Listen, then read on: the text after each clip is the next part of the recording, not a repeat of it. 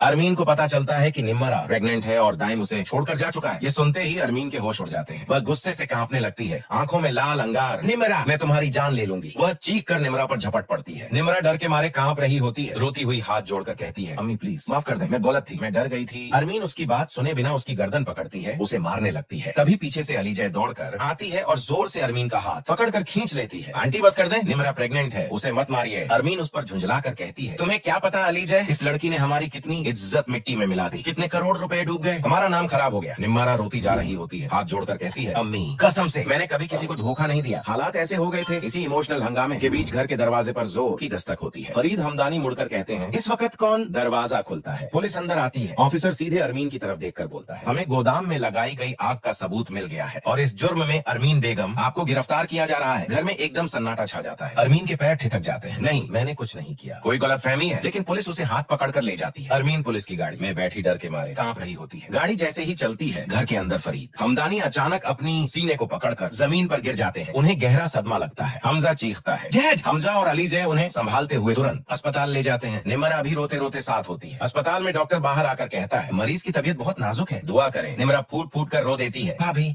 ये सब मेरी वजह से हुआ है, अगर मैं ना। अलीजय उसके कंधे पर हाथ रखती है, निम्रा तुम्हारी कोई गलती नहीं, सब ठीक हो जाएगा। कुछ घंटों बाद डॉक्टर वापस आता है, हालत बेहतर है, मरीज ने होश संभाल लिया है। उन्होंने निम्रा को बुलाया है। निम्रा कांपते हुए फरीद के पास जाती है। फरीद कमजोर सी मुस्कुराहट के साथ उसका हाथ पकड़कर कहते हैं, बेटा तुम्हें परेशान होने की जरूरत नहीं, मैं हूं ना। निम्रा फिर से रो पड़ती है, डैड मैं बहुत बुरी हूँ। फरीद उसके सर पर हाथ रखकर कहते हैं, कोई बात नहीं, जिंदगी में गलती सबसे होती है, तुम मेरे लिए हमेशा बेटी रहोगी। दूसरी तरफ सिकंदर का भी मुकद्दर फट चुका होता है, जो उसने अनुषा के साथ किया था। आज भगवान ने उसका हिसाब लौटा दिया। सिकंदर ने जो नए फ्लैट की बिल्डिंग बनवाई थी, अचानक गिर जाती है, नीचे लोग लपेट में आ जाते हैं, कुछ लोगों की जान तक चली जाती है। मीडिया चिल्लाकर कहता है, बिल्डिंग कोलैप्स, केस सिकंदर के खिलाफ, सबूत फौरन हाथों में। पुलिस उसके घर पर छापा मार देती है। ऑफिसर बोलता है, सिकंदर आपको कत्ल, फ्रॉड और इलीगल कंस्ट्रक्शन के जुर्म में गिरफ्तार किया जा रहा है। सिकंदर चीखता है, ये सब झूठ है, मैंने कुछ नहीं। तभी पीछे से अरीशा आती है, आंखों में आंसू और दिल में गुस्सा। सिकंदर तुम्हें तुम्हारे किए की सजा मिल रही है, तुमने अनुषा को बर्बाद किया और आज तुम्हारी बहन के साथ भी वही हुआ। मैं तुम्हारे साथ एक पल भी नहीं रह सकती, मैं जा रही हूँ हमेशा के लिए। तभी अलीजय आगे बढ़कर अपना मोबाइल निकालती है और पुलिस ऑफिसर को वीडियो दिखाती है, ये देखिए इस आदमी ने मेरी बहन अनुषा की जिंदगी तबाह की थी, आज सबूत भी मिल गया, इसे ले जाइए। फरीद भी गुस्से से आगे आते हैं